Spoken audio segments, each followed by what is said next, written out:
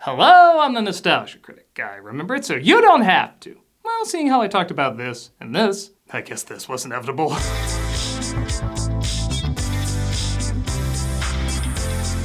DreamWorks' first animated film, released in 1998, has a history you've probably heard quite a bit. It came out the same year as A Bug's Life, and there was much debate between Disney and Jeffrey Katzenberg whose idea it was. Disney said the CG animated story about a colony of ants belonged to them, but Katzenberg said took the idea with him when he left DreamWorks. So both these films came out the same summer, and to their credit, their comparisons really do stop at the films being about a worker ant falling in love with a princess ant. Outside of that, the two movies are quite different. And while I was shocked to find a lot more people like the Disney one, I'll admit I was always a bigger fan of this one. It looked different, it had more bite to it, the story was a bit more mature. Gene Siskel even put it as one of his favorite films of the year. I can't quite go that far, but I do enjoy the film for both having timeless elements and elements that illustrate social concerns of the time. However, yes, there are things about it that don't work and can be a little distracting too. So I want to give it another look and see if there's something bigger here than many people have given credit for in the past. Let's see the world from the point of view of a tiny insect. Hey, it's good casting. Let's take a look at Antz. From the opening shot, the film sums up perfectly what it's gonna be. A mix of kids' animated storytelling and a Woody Allen movie, by starting off in New York, but then showing it's all grass. Let's be honest, combining New York and grass is probably how this whole idea came about. The film does star Woody Allen as an ant named Z, who talks to a therapist about not fitting in. I've never been able to lift more than 10 times my own body weight. The whole system makes me feel insignificant. Well, that is surprising. He's playing a character who's unhappy, falling in love with someone who's basically related to him. You've made a real breakthrough. I have? Yes, Z. You are insignificant. So when I said the film was hitting on social concerns of the time, a big thing back then was standing out. Being an individual, not conforming. Part of that might be the economy in the 80s and 90s was pretty good. A lot of people did a lot of work, and with that, maybe came a feeling of doing too much work. Getting too lost in your job, just becoming one of the crowd. The 90s slacker is a common rebellious archetype, someone who doesn't want the 9-to-5 job and just wants to be unique. These are factors that have been in a lot of stories for a lot of years, but from the late 80s to the late 90s, they really rode the idea that being comfortable and like everyone else doesn't always equal happiness. Not to mention there's also people out there who might take advantage of their hard work but not respect it, or maybe even feel like they don't need it. A colony of ants makes sense for this as they literally assign them worker or soldier roles at birth and everything is about serving the colony. Again, these weren't new ideas necessarily, but it was right smack in the middle of when this was becoming really popular, particularly in entertainment. The score by Harry Gregson Williams and John Powell I also think is very underrated. The main theme sounds like a chaotic hi-ho, but on speed.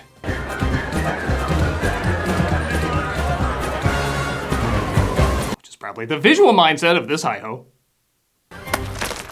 I didn't see you. I'm so meaningless, I'm invisible. Now you're getting it. Z has a worker friend named Azteca, played by Jennifer Lopez, and a soldier friend named Weaver, played by Sylvester Stallone. Yeah, if you haven't noticed, the casting in this is random. You guys are on Wrecking Ball. You got it. Some of the imagery of ants forming structures is fun, like turning themselves into a giant wrecking ball, even if some of the jokes might be a little too obvious. See? Yes, I understand. I dropped the ball. Ain't half bad. Ain't half good either. You can't help it. It's your nature. General Mandible, played by Gene Hackman, dreams of building a better colony with only soldiers and no workers. But he plans to get the best out of what he's got with his new colonel named Cutter, played by Christopher Walken. Now, of all the strange casting choices for this movie, guess which one stands out the most? A strong colony, sir. A colony we can be proud of. Don't we need the Queen's approval to declare war? Perhaps we should use a better mouthpiece for this job, like my cousin, Colonel Angus. To create his own new colony, the general says termites are invading on their land, so they'll have to send the soldiers most loyal to the Queen, played by Bancroft. If the termite shock troops enter our colony... Yes, General. I know what they can do to us. Now, if we were insects that rhymed with a certain letter of the alphabet, I don't know how fortunate we would be. No, I didn't say I'm a bee! The general's betrothed to Princess Bala, played by Sharon Stone, despite the fact that they've never had a conversation. How was your day? We declared war. Boy, talk about a rough day. No, when marketing realizes they have to make toys out of us, that's gonna be a rough day. You're the one who has to continue my work. Now, it's not all that bad being princess, is it? I never really got why in this or Bug's Life one random ant is chosen to be the next future queen, though to this film's credit, the randomness is almost part of the joke. And yeah, the trope of the restless, unhappy princess was already played out at this point, but some of these ant jokes still work okay. Don't you want your 8-bit beer? I have a thing about drinking from the anus of another creature. Better than B-movie. I've known you for a long time, right? Yeah, definitely. You're born 2 seconds after me. You sure Stallone isn't supposed to play the Tick? A drunk next to him, played by John Mahoney, says there's a better place than this called Insectopia. The streets are paved with food. Head for the monolith. Look for the land of red and white. If the eyes are getting too big, you've gone too far. If they start looking Japanese-ish, you've really gone too far. No one's gonna recognize us. Bala wants to get out on the town before she marries, deciding to hit on one of the workers, being, you guessed it, Z. Youch! Yeah, youch! Youch. Youch. Yeah, this movie tries to turn youch into a thing. It never became a thing. I'm sort of making it up. Really? You know, why does everybody have to dance the same way? Hammering in the Be Unique message, they decide to dance differently from the rest of the ants, but ironically parody Pulp Fiction like everybody was doing at the time. And boy, here's a joke I missed the first viewing. Watch your step, worker. You watch yours, buddy. That's okay. I'm gonna let him off this time. Aunt Kafka's in town. Aren't you even gonna defend yourself? Get back in place. What if he doesn't want to? She teaches him to stand up for himself, which causes a brawl. It's only here he discovers her true identity. You're a princess. When can I see you again? Let me think. Never. What many women wish they said to Woody Allen. Z is determined to see her again, so he has to switch places with Weaver, who's gonna pass by her during a royal review. You can get in trouble just for listening to someone talking about impersonating a soldier. Funny joke, but weird rule. Weaver agrees, and Z enters the lineup, but ironically gets lost in the crowd. Bala, you must encourage the troops. Wave. How many aren't supposed to make it back? Most of them. I guess it's worth a hand wave. Truth is, I just came for the speech. Don't worry, kid. I'll watch out for you. Z befriends another soldier named Barbados, played by Danny Glover, who slowly helps him realize he's about to go into war. Hurrah, hurrah, we'll all be dead before we're through. Hurrah, hurrah. This is one of the things I like the most about this movie. The scale is really impressive. Come on!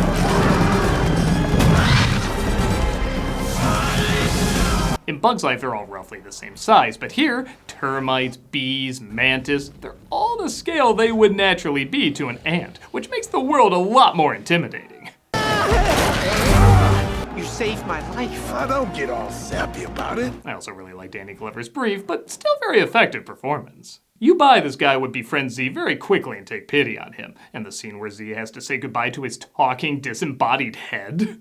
Am I hurt bad? You got swell color in your cheeks. That is really dark, really funny, and really touching all at the same time. Don't make my mistake, kid. Don't follow orders your whole life. Think for yourself. My only regret is the exact stuff you think I regret.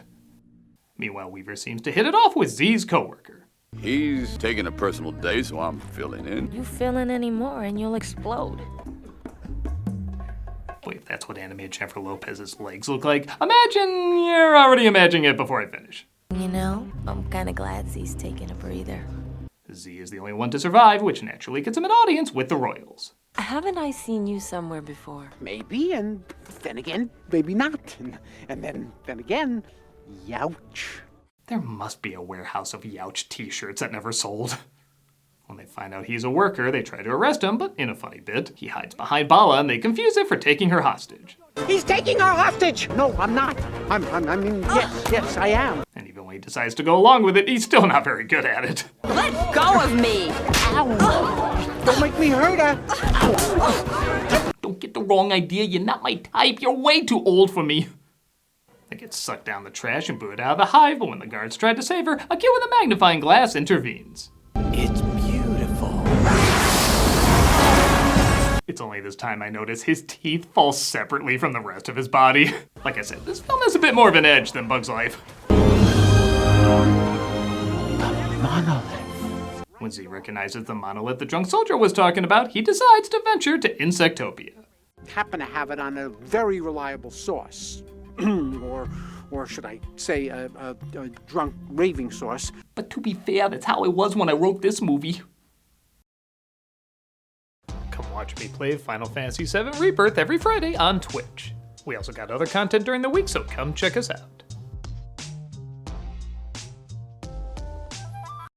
Word of Z's actions get to the rest of the colony, excited that they don't always have to do what they're told or stay in the roles that were assigned to them. I don't have to be here. We got a choice? The authorities don't want you to know about it, but we don't have to work on the tunnel anymore. It's the workers who control the means of production. Did you hear also that the Earth is round? Did you hear also there's an Earth? What's that soldier doing there? It appears he's holding hands, sir, with a worker. Next they'll be doing same-sex marriages. Yeah, I gotta make a call. Even if some of the jokes might be a little too obvious. Hello? Hi, it's you 10 minutes from now. You make a joke just as bad. Got it. It's alright.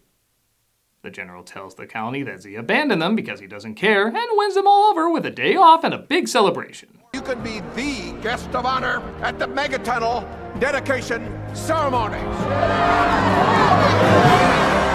While I'm at it, there are no Epstein file. I gotta make another call to myself. Meanwhile, Bala finds she has no choice but help Z find Insectopia, and at first they think they found it at a picnic. It's Insectopia. Right at the gates of product placement paradise. They run across two bees named Chip and Muffy, played by Dan Aykroyd and Jane Curtin. And honestly, if I wasn't told it was them, I don't think I could have put it together. Please, Muffy, not another crusade. We have a social obligation to the less fortunate. This is important to me. I'm at the age where I finally realize a hashtag and changing my profile picture doesn't do anything. Oh, Muffy. No. Oh, no. A fly swatter takes out Muffy, though, and Bala gets stuck under somebody's shoe.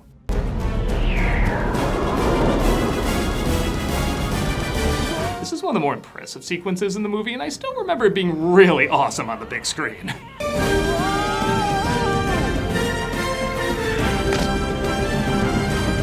I know just hanging onto a shoe doesn't sound that exciting, but again, the scale and angles they use make it pretty damn adventurous.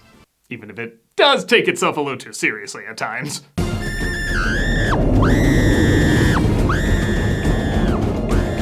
Christ, are you in a Candyman movie? Ren and Stimpy don't scream as hard! Hi. A penny is used to flick them off, and coincidentally, they land in Insectopia. Which is actually just a couple of garbage cans. This stuff tastes like crap. Let me try some. Hey, it is crap. Not bad. What every studio praised their audience is like. Z and Bala start to connect over the fact that they don't like how the system works. That, and as animated features go, it's about time the Stockholm kicked in. But it looks like Cutter finds her and takes her back home. Z wants to follow her and finds Chip drinking away his sorrows due to the loss of his wife. It's what my Watley Giddles would want. She always liked to rescue her food before she ate it. Bala is taken back and refuses to marry the general, but he doesn't let that get in the way of his plans. Things are going to change around here. You're right, Princess. Why don't we make her more comfortable? She'll be here for a while. My god, a chair! My mother will have your head. You better think of the last few conversations you're gonna have when that happens. They lock her in the room, but she quickly breaks herself out before Z can even rescue her. In fact, she even rescues him from falling. They're gonna seal everybody off in the Megatunnel. And here's the lake. Wow. I'm really gonna miss him. Anyway, I got a drunk bee Uber waiting outside. We should go. Now, of course, they decide to stay and stop the general from killing off the workers. But Cutter is having second thoughts. Look at what these workers have done. Are you with me? Sir, I apologize. I actually have a fever, and the only prescription is... You know, I feel like I've been doing pretty good avoiding the Walken joke, so give me this one. The exits are sealed and the water is released, but Z has an idea to literally join together to climb out.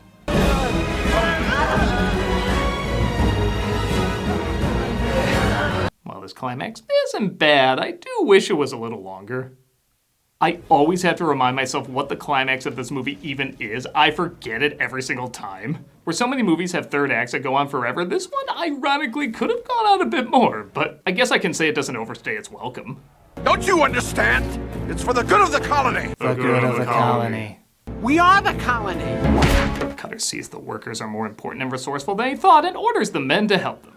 Guess they're all gonna be pardoned for royal treason, that's nice. I am the colony! The general ends up drowning trying to kill Z, but Z is saved by Cutter and Bala at the last minute. Ouch. Could they really not come up with a better catchphrase? You the ant! That definitely answers that. You cancel the other warehouse orders?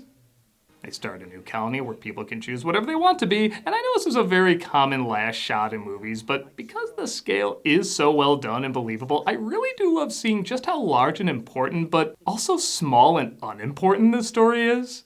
When they talk about Z being insignificant, this is the shot to reflect that. But it also shows he changed a whole society too. I don't know, I could be reading too much into it, but it's a surprisingly effective shot given the message of the movie. With that said, yeah, I do still like the message of the movie. Is it the first film to do it? No. Is it the best? No, but it's very reflective of what audiences were responding to at that time. The film did do very well at the box office, just not as well as A Bug's Life, and in a strange way, that kind of feels right. The film is about not underestimating unexpected potential and how thinking individually can, ironically, if done right, unite others. I think if people give this film another shot, they'll find a little something here that's stronger than they may have expected. Again, for what it is. I'm not going to put on my best of the year list like Gene Siskel, but I do think people should consider it not a huge nothing, but a surprisingly smart little something. I'm a Nostalgia Critic guy, remember? So you don't have to. You the ant! We're still doing cameos for charity, but I'm gonna switch things up a little bit. As many of you are probably aware, I got chronic fatigue syndrome about 1.5 years ago. It's still with me, and while it's not nearly as bad as what other people have, there's still very little known about it, not much research or anything, and it probably goes without saying, it's really spiked after COVID. So rather than change up the charities every month, I think I'm just gonna give the money to one charity, Solve MECFS.